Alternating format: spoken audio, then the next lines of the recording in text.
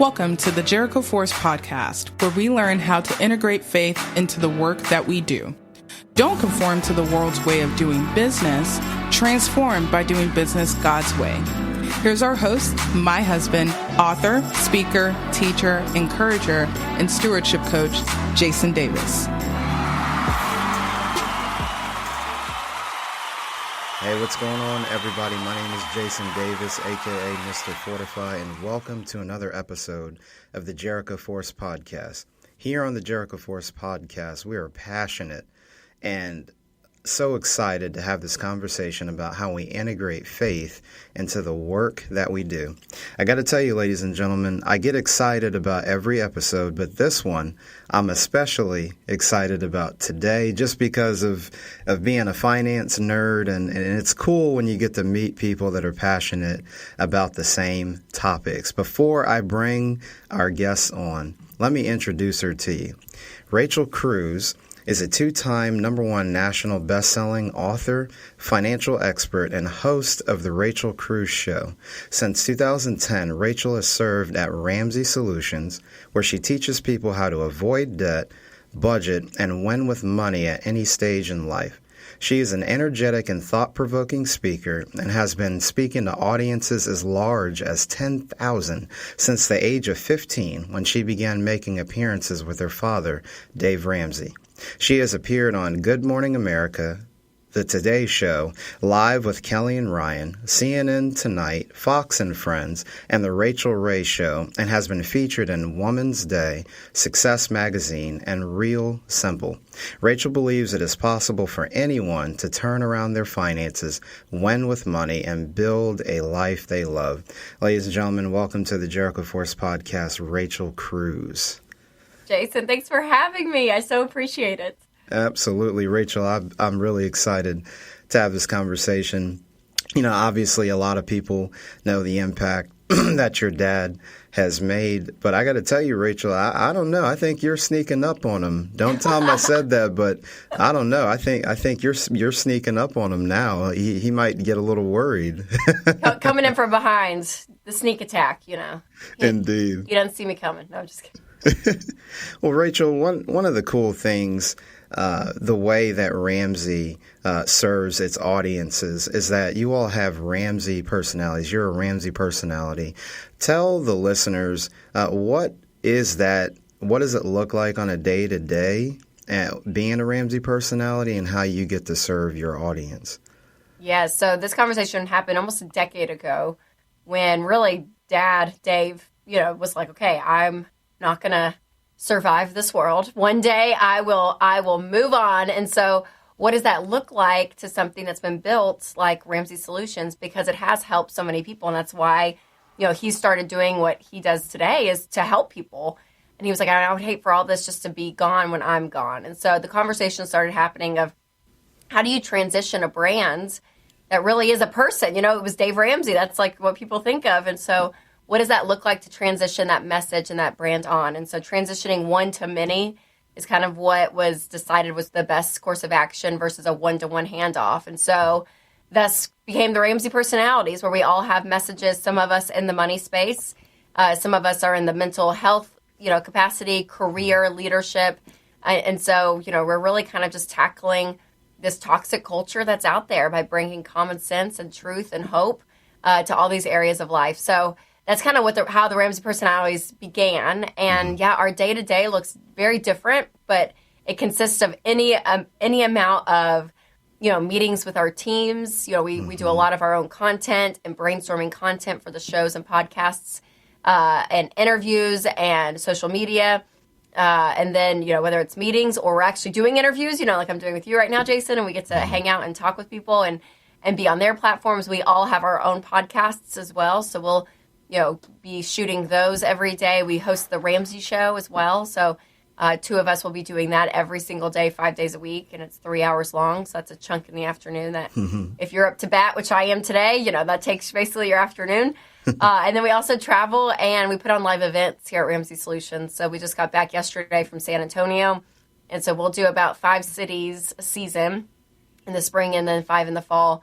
And we travel and kind of give a live have a live event. I was going to say presentation, but that sounds really boring. Our events are pretty fun. And so we do that as well. So there's some traveling and then some media, we'll do TV and all that. So it's a bunch of stuff in the pot, and day to day, it's usually a few of those things that get pulled out that we end up doing. And so again, our main goal, the ultimate goal is to get the message out, and the message of hope that a lot of people, specifically with their money, can feel very hopeless. And there's a lot of shame and embarrassment around this topic. So if there's any amount of joy and guided instructions and hope that we can give people, that's what we want.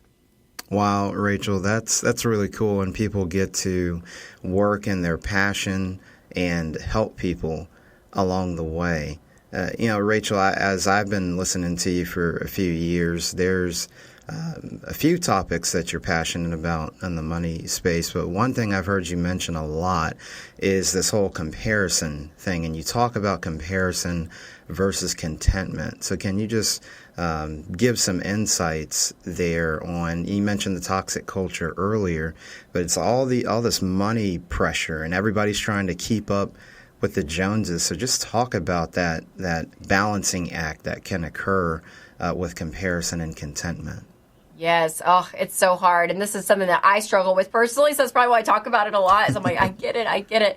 And so it is hard because, you look, whether it's social media or you're seeing friends or neighbors, and, so maybe it's what they have. Maybe it is the vacations they're taking, the cars they drive, the way their home is decorated. Maybe it is actual tangible stuff, or it's even the intangible. It's like, wow, she's a really calm mom, and I'm insane. And I feel like I lose my crap every day. And I'm like, how is she so calm? And, whether it's that or it's a marriage, you're comparing your marriage to somebody else. And so the hard thing is whether it's tangible things you're comparing or intangible, you don't always know the other side of the story. Unless you're walking closely with someone day in and day out and doing life with them, you have no idea what's on the other side of that picture or the other side of that car that's pulling into the driveway. You have no idea. And so what ends up happening is you make up the story in your head that's not reality. And so you end up comparing your life to make-believe. Like what you're saying in your head is true about that person or about that thing they have may not even be true at all. And so it just gets to this dangerous point that, when you compare your life, Craig Rochelle says this, which I love. He's like, so comparisons either make you feel inferior or superior, and neither honor God. And it's the truth. And so I have practiced my own self and then encouraging people to put the blinders on, truly, and focusing on your life and your money. Because I'll be honest, too, just that I went through this stage of my life when I would see someone, on vacation, and I would be like, oh, I bet they just charged it on a credit card. Or I bet they're deeply in debt. And I would make up this story in my head to put them down so it made me feel better. And then I'm like, Rachel, you have no clue. Maybe they've worked their butts off for 2 years and they can finally take that dream vacation. Like, stop judging. Why am I judging one way or the other? And so, the blinders on has really helped me. And it's helped me cheer people on along the way. When I see something I want or whatever it is, and I really have gotten to this place where I'm like, you know what? I can win as well, because just because they're winning doesn't mean that I'm losing. There's room in all of this life for us to all do great things. And so, it's been a practice, though. And so that contentment piece that you mentioned earlier, it is the antidote to comparison. And I've learned through gratitude and humility, contentment is great gain. Scripture says, and it is true, godliness with contentment is great gain. And there is power in that when you are content, because content people, I think, have more joy in life. I think on the money side, they're more generous. Content people will cut their lifestyle to get out of debt. Content people will save. There are all these character qualities that come out of just contentment, and it's a powerful thing. And so it's something that I work towards, and I'm not perfect at, but it's such a peaceful life when you're in a season of contentment, and it's powerful. That's so good, Rachel, and I love what you said about putting the blinders on. And I appreciate your transparency, too. Like, I talk about it a lot because I still I'm kind of in it myself. And you're absolutely right, keeping the blinders on. And so for Rachel, for you, we just a couple simple ways. When you talk about keeping the blinders on, what are some practical things that you do to, oh, my God, let me not look at the other house or the car or the vacation? What helps you in the spur of the moment? Yes. I mean, honestly, on the social media side, it's a little bit easier because you can kind of control that in a sense. So whether it's unfollowing certain people that just kind of make, you feel that in you, unfollow them. Maybe it's taking a break of social media for a season. Go 30 days without it. And it's amazing the cleansing that happens in our souls when you're not sitting there scrolling and just staring at other people's lives. It does something to you. And then also I tell myself, that if I see something that I want and someone else has it, I have learned to celebrate them. I really have. Regardless of how they got the thing, I'm like, that's none of my business. I'm going to just be excited for them. And it's amazing when you shift your attitude that way, that helps as well. And then I also, I tell myself, that doesn't mean I can't have it. Like just because someone else has something that I want, I'm like, okay, that means I can work towards something and that's a goal if I want that. Another question I ask myself is if I do end up having that, what's my motivation for it? And so the one question is, if nobody sees that purchase, do I still want it?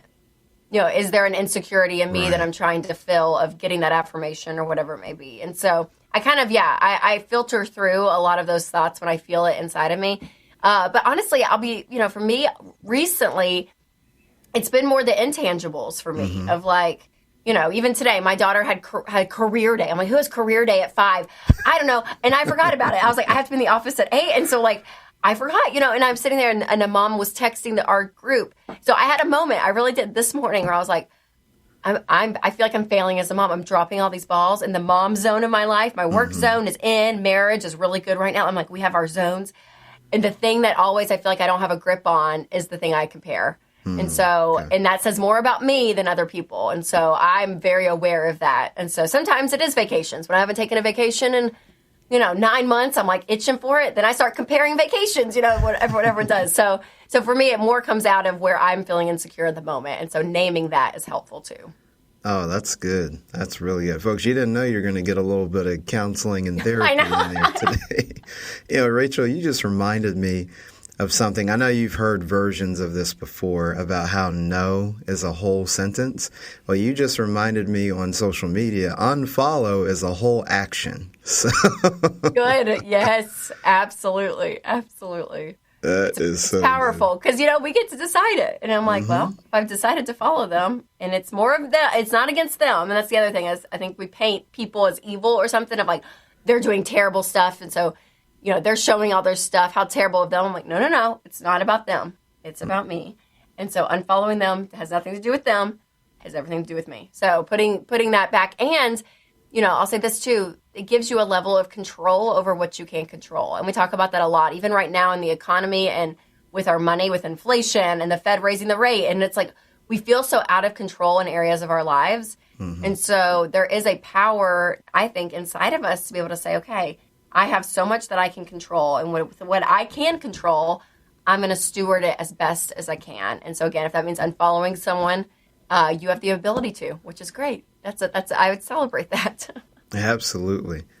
Rachel, you said a few things. There's inflation. We're coming out of, everybody knows what's happened the last 2.5, 3 years with the pandemic. And there's a lot of just social pressures. People are experiencing fear. I know budgeting is a big thing that you talk about as well. What are some, in the season that people may find themselves in now, what are some tips you have on budgeting just in this current landscape?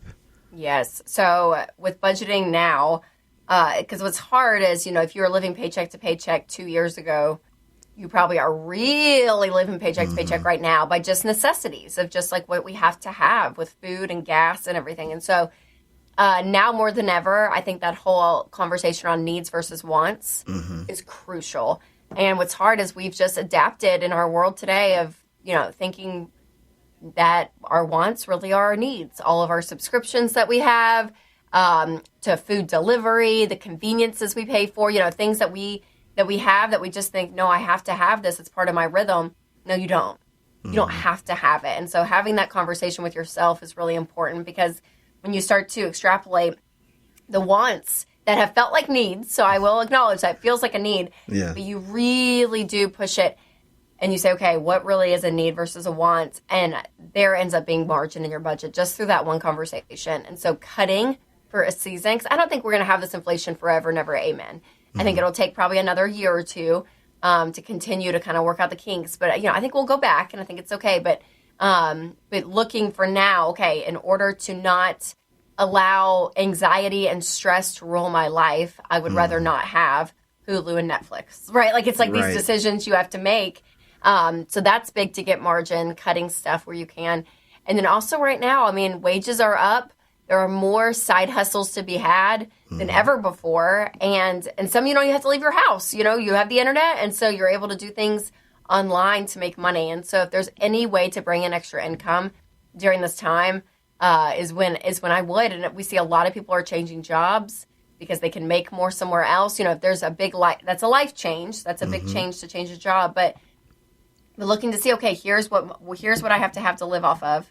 And so how do I make that work? And so that income is another part of the equation to really look at and ask some good questions to see if there's more money to be had. Absolutely. So good. That's some really good advice and some good wisdom in the season, Rachel, determining, what's really a want and what's a need and just being honest about it. And like you said, if we're being real, I love the little nugget you gave. Sometimes those wants can certainly feel like a need, but just taking that moment of accountability, is this really something that I need, or is this something that I merely want? So that's really good focus and wisdom there. Rachel, as we're coming into the holiday season, we've got Black Friday coming up. We've got Christmas, Cyber Monday, all these things. Do you have any advice on holiday shopping for this season? Yes, I would say just because it's a good deal doesn't mean it's a good deal for you. And so we go into this idea that, oh my gosh, everything's on sale. It's a good deal. I got to get it all. No, you don't. So just remembering that just because it's on sale doesn't mean you have to have it. But number two, you can take advantage of the deals with the things that you need and the things that you want. And so making a list, which sounds like, oh my gosh, but for real, when you write something down, even if it's on the notes icon on your phone, but you have exactly what you're going to be buying, then you can take advantage of the deals because you're doing it with boundaries and with limits, knowing, hey, this is exactly what we're going to get, and not go beyond that. And so that's really important as well. And then letting the money tie up as well to the list. So you want to make sure that you know exactly how much money you have to spend and that everything you're going to be buying on Black Friday or Cyber Monday, that you have that money planned out, that you have it. So you're not going into debt. You're not going into the negative during all the shopping. So yeah, those are kind of my three rules that I think through. So again, number one, just because it's on sale, it's like a cappuccino maker. Look how cheap it is. Well, if you were looking for a cappuccino maker, you don't need it right now. Like, no. Right. And so yeah, just because it's a good deal, don't get sucked into that. Have a list of exactly what you're going to buy, and then making sure financially that you have the money to buy it. Yes, so good. And Rachel, I think this is a perfect segue. I'm a big fan of your writing, and I have all your books, by the way. Oh, so I love to say this, Rachel. I am a dude, and I love Rachel Cruze's stuff. I appreciate that. Yes. So your latest book that you had, Know Yourself, Know Your Money. What is that book about, and what do you want readers to understand most from a takeaway standpoint? Yeah, so I wrote this book because at Ramsey, we do a great job of talking about the how to get out of debt, how to budget, how to invest, how to give, how. And I wanted to really dig into the why, though. Like, why do we handle money the way we do? And so kind of going underneath that foundation and realizing our motivations for why we're in the money situation we're in right now, maybe. And, what does it look like to take who I am and thrive and be wise with money? And so, I'm a natural spender. I'm a free spirit. And so someone would be like, well, that equates to being irresponsible with money if you're a spender. And I'm like, no, it's not true. I'm like, I feel like I'm really wise with money, but I enjoy spending. Can these things coincide? And so really digging into that why of why we handle money the way we do. And it's everything from our childhood to our personalities and our tendencies, our fears, our dreams. So much plays into why we handle money the way we do. So this book unpacks all of that. That's good. A big resource that you had that pairs with this book, Rachel, is your Know Yourself money assessment. You talked about getting into the whys and like, hey, I'm a spender, but I'm responsible. Can you just talk about the benefit and some of the learnings that you're seeing people get from taking the assessment? Yeah, so the assessment's great because it really does break down, especially all of these tendencies. So whether you're a spender or a saver, a free spirit or a nerd, if you like to spend money on experiences or spend money on things, and it breaks down really your money tendencies. And then you're able to see, okay, here is why I am the way I am. Here's where I naturally lean. And it calls you out to say, if you're on one of the extremes of the spectrums, to kind of learn to get more in that middle, healthier gauge, because, balance is really key, I think, in a lot of this stuff. And so the assessment calls out when things are too extreme. So you're able to work on and say, okay, I need to have a little bit more fun. Maybe I need to be a little bit more of a spender and move from that like major saver side to there. So I love it that way. And I know that, people take it even as a couple. And so when you get the results from your spouse, you can be like, oh, that's it. That's why I see it. I see it now. So it helps on a relational standpoint too. Love that. Love that. Folks, make sure you get a copy of Know Yourself, Know Your Money, and take the assessment. Rachel, where can people grab a copy of it, even this holiday season? Yes, so everything is on rachelcruze.com, and you can buy the book anywhere books are sold. Awesome. Love that. Rachel, you get to do so much at Ramsey Solutions, and I know that one of the things I love about you all is just being open with your faith. I know obviously everybody doesn't have the same belief system, but I've always admired Ramsey not being afraid to, hey, our values are influenced by God, and there are quite a few Christians in the organization. So, Rachel, can you just talk to us about your experience working in a company that is open about their faith? Yes, so it is something. I mean, it's the foundation of really why we do what we do, and it's to serve people. And even the money principles, we say it's God's and Grandma's ways of handling money. It's common sense mixed with Scripture, and it's like, yeah, here's the wisest way. We really do believe to live your life, not just with your money, but your entire life. And so we definitely don't shy away from it. And it's been an interesting kind of thing to navigate because we really do position ourselves, or I do, as someone that, I love teaching people about money. And I happen to be a Christian.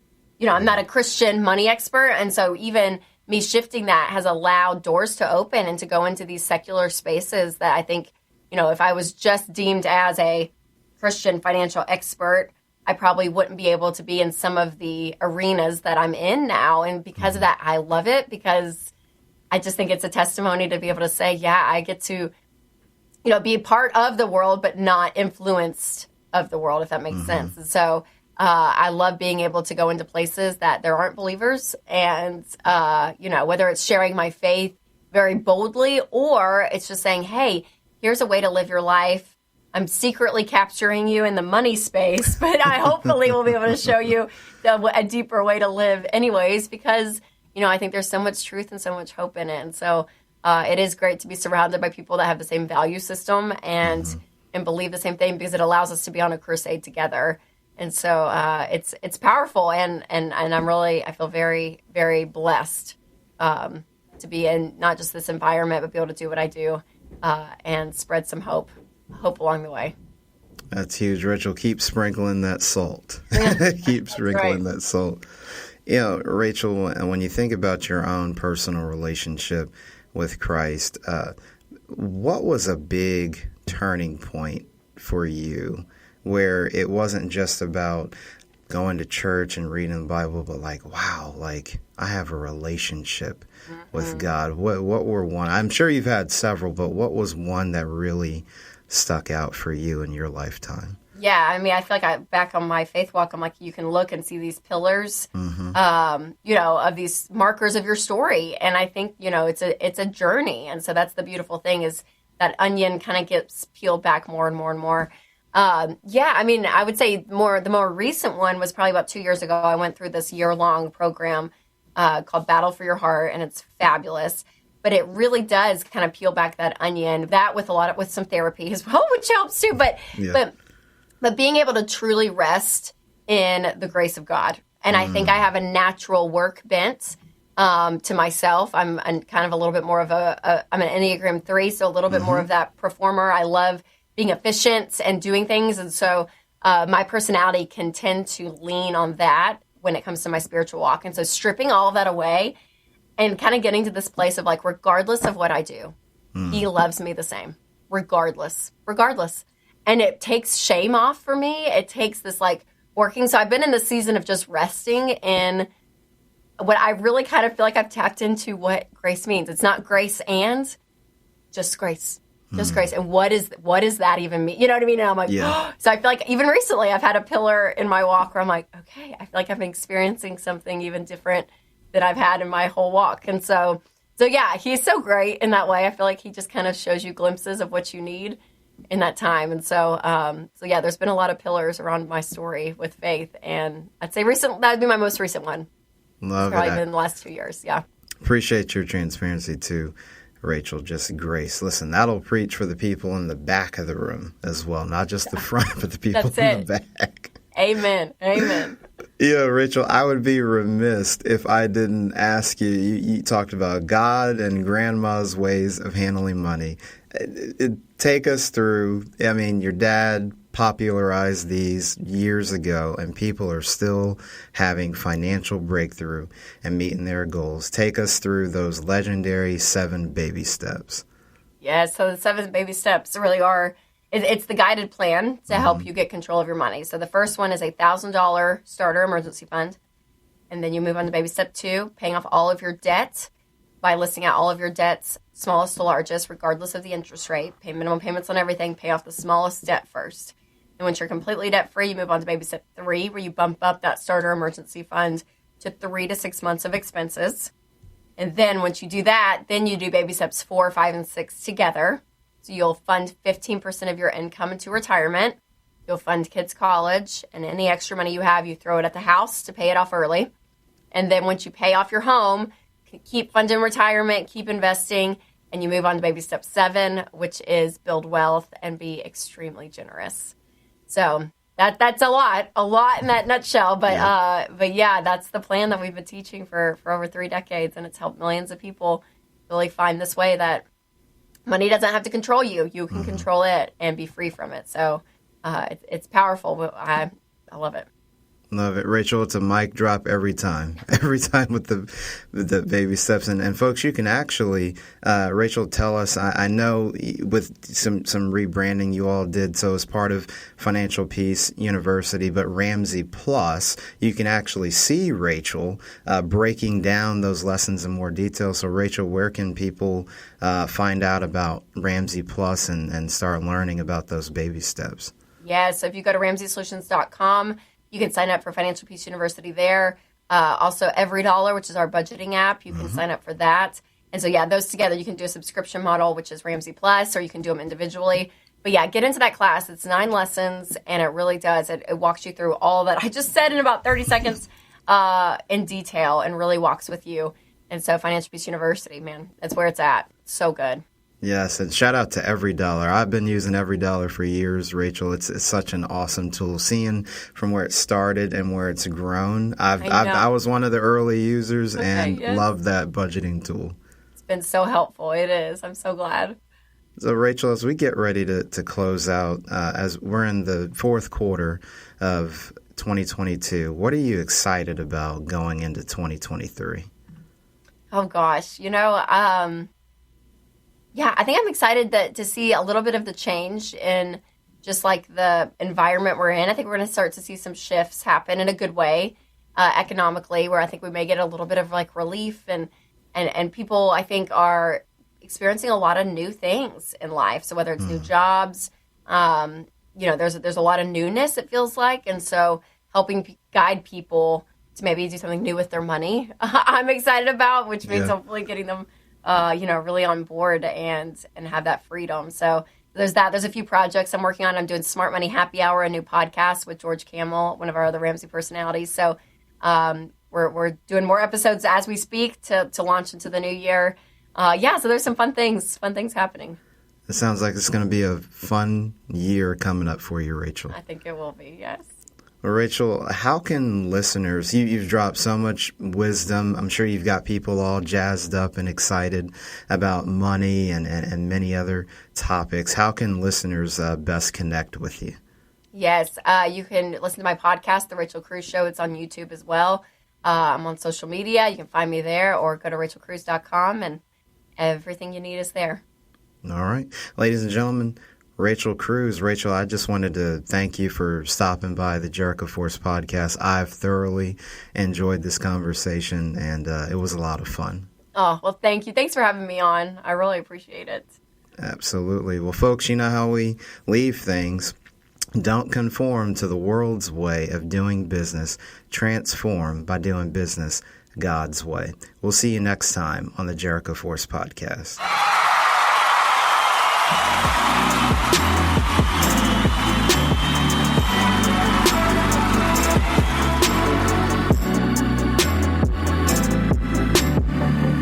Thank you for listening to the Jericho Force Podcast.